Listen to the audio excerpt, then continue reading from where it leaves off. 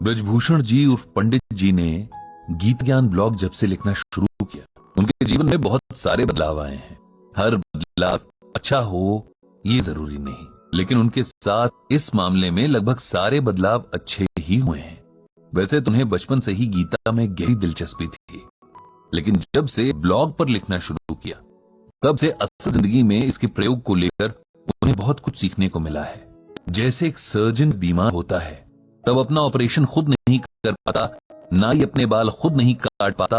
इससे भी सटीक एक और कहावत कि घर की मुर्गी दाल बराबर होती है, लगभग यही हाल पंडित जी के घर का है। उनकी पत्नी के अलावा उनके घर में 2 बेटे हैं जो अच्छे खासे पढ़े लिखे, समझदार और अच्छी नौकरियों पर हैं।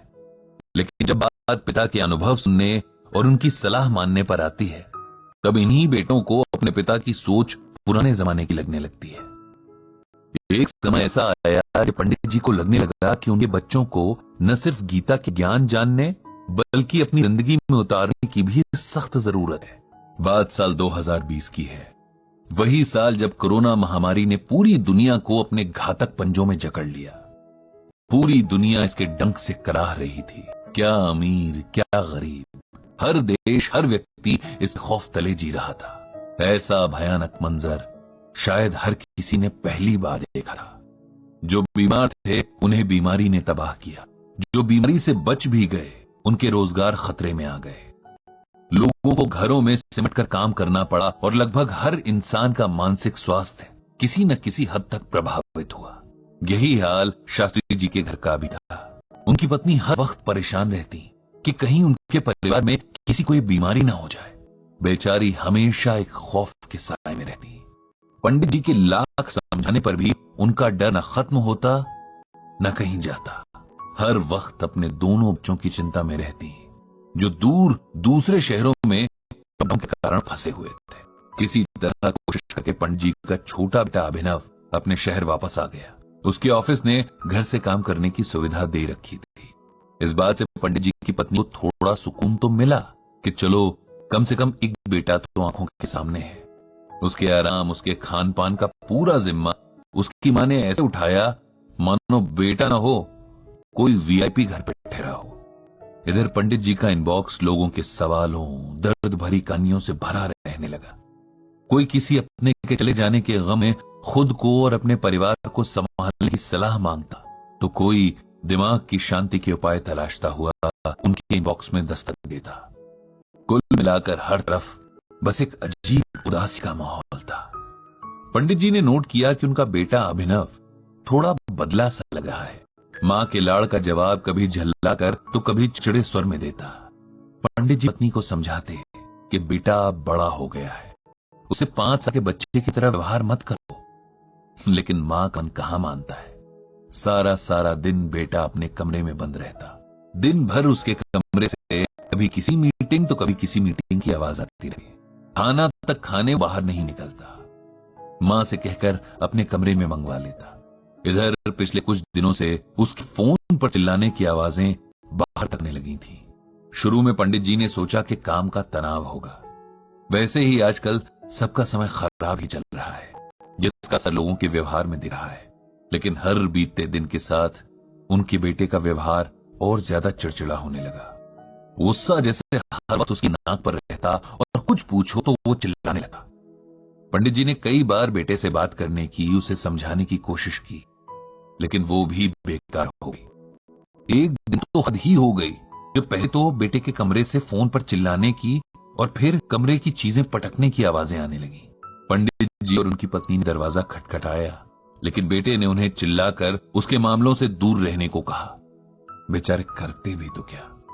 बड़े बेटे से फोन पर परेशानी बांटी तो उसने भी यही कहा कि आजकल हर कोई परेशान है, नौकरियां खतरे में है, खुद को सबसे बेहतर साबित करने का ऐसा दबाव है कि लोग इसे संभाल नहीं पा रहे हैं।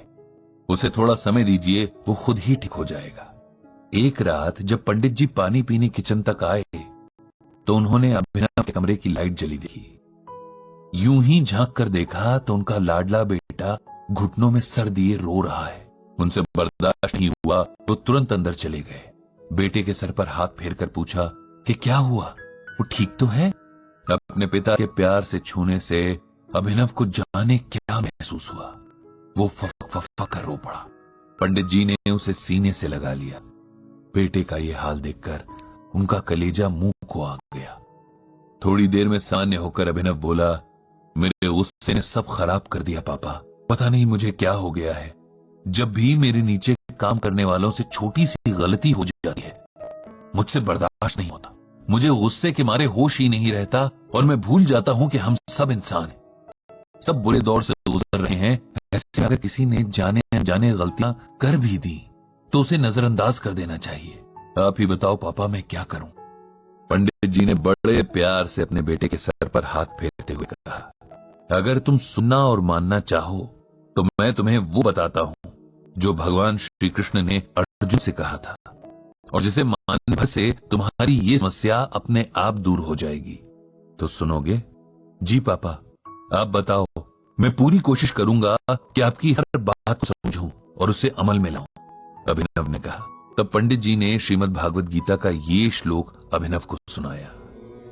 क्रोधात् भवति सम्मोहः, सम्मोहात् स्मृति विभ्रमा, स्मृति भ्रंशात् बुद्धिनाशो, बुद्धिनाशात् प्रणश्यति।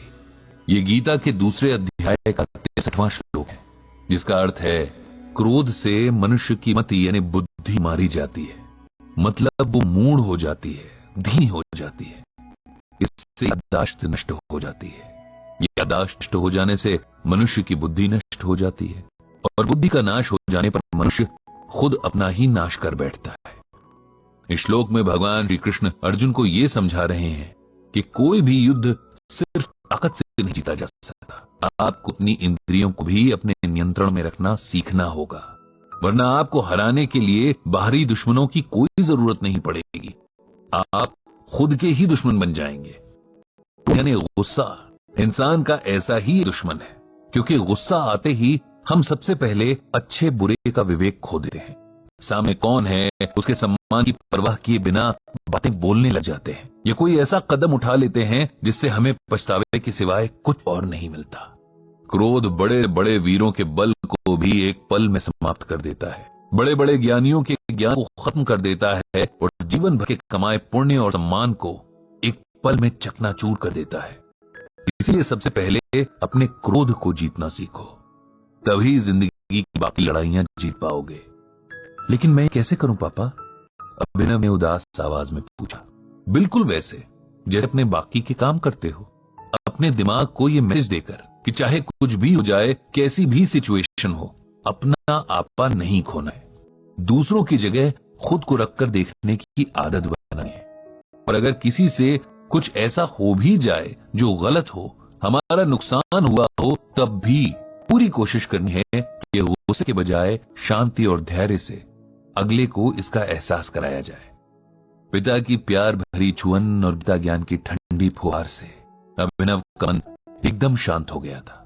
वो जानता था कि एक दिन में खुद को नहीं बदल पाएगा, लेकिन गीता के श्लोक और उसके अर्थ के अनुसार अगर हर दिन जीने की कोशिश करे तो शायद एक दिन खुद को पूरी तरह बदलने और एक बेहतर इंसान बनने में कामयाब हो जाएगा। बदले नजरिए की पहली शुरुआत में अभिनव ने अपनी माफी मांगी, जिसका दिल उसने जाने कितनी बार